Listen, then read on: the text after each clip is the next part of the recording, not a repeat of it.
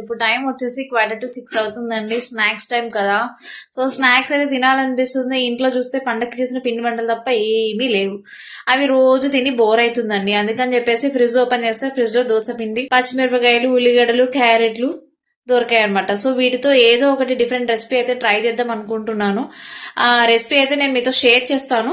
Hit అయితే మీరు కూడా ట్రై చేయండి. ఫ్లాప్ అయింది అనుకోండి, లైట్ తీసుకోండి. బట్ హిట్ అయిందా ఫ్లాప్ అయిందా అనేది లాస్ట్కి నేను టేస్ట్ చేసి అయితే చెప్తాను.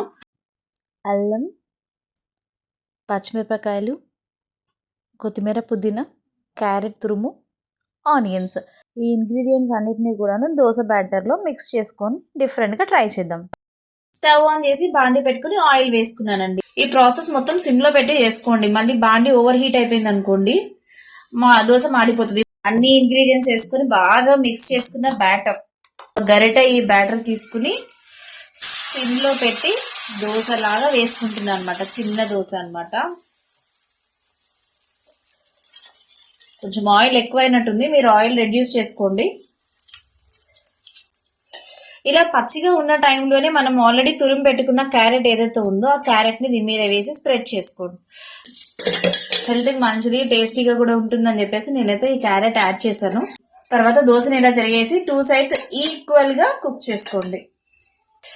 చూస్తే అయితే నాకు యమ్మీగా అనిపిస్తుంది. టేస్ట్ ఎలా ఉందో కూడా నేను టేస్ట్ చేసేదే చెప్తాను. నేనైతే ట్రయల్ వేస్తున్నాను, ఎలా ఉంటుందో ఏంటనేది.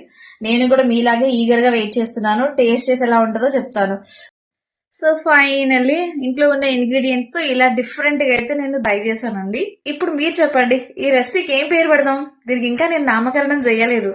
మీతో డిస్కస్ చేసి నామకరణం చేద్దామని చెప్పేసి. సో ఈ రెసిపీకి ఏమని నామకరణం చేద్దాం మీరు కామెంట్ చేయండి.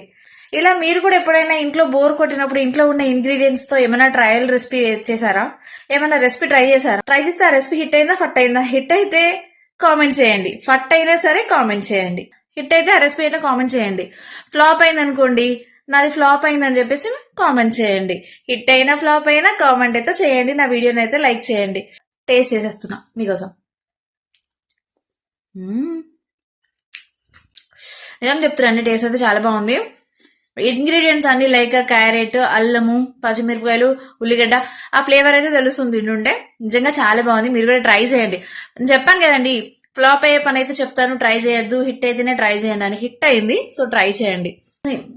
సో మీకు కనుక వీడియో నచ్చినట్లయితే ఏం చేయాలి? వీడియోని లైక్ చేయండి, షేర్ చేయండి, కామెంట్ చేయండి, మర్చిపోకుండా సబ్స్క్రైబ్ చేసుకోండి. బాయ్.